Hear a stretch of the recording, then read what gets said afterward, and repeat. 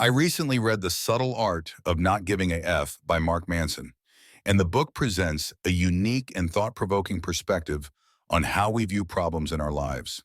In a world where advertisers promise us a problem-free life if we buy their product, and social media constantly shows us curated images of perfect, happy people, it's easy to feel that something is wrong with us when we face problems.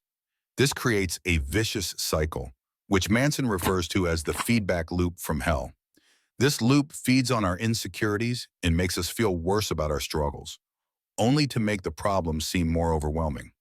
Manson argues that this feedback loop is fueled by a lie, namely the idea that anyone can live a life without problems. The only people who are truly problem-free, he points out, are dead. Problems, instead of disappearing, simply evolve and shift into new ones. For instance, when you think you've solved your housing problem by purchasing a new house, you suddenly face the problem of keeping it clean, maintaining the yard, and dealing with neighborhood gossip. Similarly, when you find a partner and think you've solved your loneliness, you then face the problems of planning dates, managing relationship expectations, and making sure your partner enjoys your meals. Even when you decide to solve your health problems by joining a gym, you create new problems, such as waking up early, getting through intense workouts, and making sure you don't stink up your office afterward. Manson's core argument is that problems are an unavoidable part of life. The goal then is not to avoid them, but to get better at solving them. The path to a more fulfilling life is to trade your current problems for better problems. The first step in this process is to subtly stop giving a fuck about who is to blame for your problems and take full responsibility for them. Manson explains that when something goes wrong in your life, whether it's losing a job, facing a personal crisis, or dealing with a setback, you need to own it. Even if the problem wasn't your fault, it's still your responsibility to figure out how to deal with it. For example, imagine waking up to find a newborn baby left on your doorstep. It would not be your fault that the baby was there, but once it's on your doorstep, it becomes your responsibility to decide what to do. Whether you keep the baby, find its mother, or take it to a shelter, you will be responsible for the consequences of that decision. Manson emphasizes that when we focus on blaming others or complaining about how unfair life is, we waste valuable time and energy. We remain stuck in the past and get nowhere. By taking responsibility for our problems, we shift our focus from external causes to internal actions. The moment we stop blaming others, we can begin to empower ourselves and take control of our circumstances. Manson adapts a famous quote from Spider-Man's Uncle Ben: "With great power comes great responsibility." To offer a more insightful twist, with great responsibility comes great power. In essence, once you take responsibility for your life, you gain the power to change it. Manson also illustrates the power of taking responsibility by telling the story of William James, a prominent psychologist. At the age of 30, James was unemployed, in poor health, and suffering from depression. He had almost given up on life, but one night after reading some lectures by the philosopher Charles Peirce, he decided to conduct an experiment.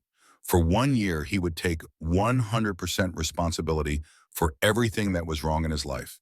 He promised that if he didn't improve in that time, he would give up and take his life. Fortunately, this experiment worked, and James became one of the most influential psychologists of all time. His decision to take responsibility allowed him to direct his energy towards solving his problems, which ultimately improved his life and the lives of countless others.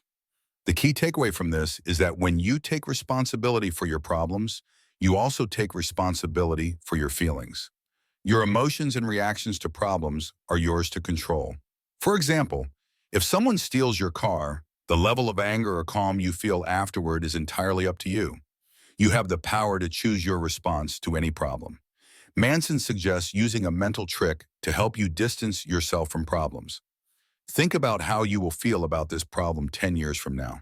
If the problem is something trivial or fleeting, it will lose its grip on you, allowing you to think more clearly and strategically. The second part of Manson's advice is to subtly stop giving a fuck about how painful your problems are and instead lean into them. He argues that your success in life is determined by how much pain you're willing to endure. Whether it's the physical pain of working out, The mental pain of pushing through a difficult work week? Or the emotional pain of pursuing your dreams? Success. The subtlety here is about discerning which pains are worth enduring based on your values. All emotional pain stems from a violated value, whether it's the pain you feel when seeing your child struggle in school because you value their success, or the frustration you experience when comparing your car to a neighbor's because you value material success. When faced with a problem, ask yourself, what value is causing my pain? Then ask if that value is worth fighting for. For instance, would you be proud of a life spent chasing material success? Only you can answer that question based on your unique values. The goal is to identify and replace outdated or superficial values with ones that are meaningful. Life is full of suffering, but when you align your values with what matters most, your suffering will have purpose. So the secret to living a fulfilling life is not avoiding problems, but embracing them, solving them, and moving on to better problems. To sum up, subtly stop caring about who's to blame for your problems. Take responsibility for them, because with great responsibility comes great power. Then stop caring about how painful those problems are, but only if they stem from a value that truly matters to you. Life is short, and you only have so many fucks to give. Make sure you use them wisely.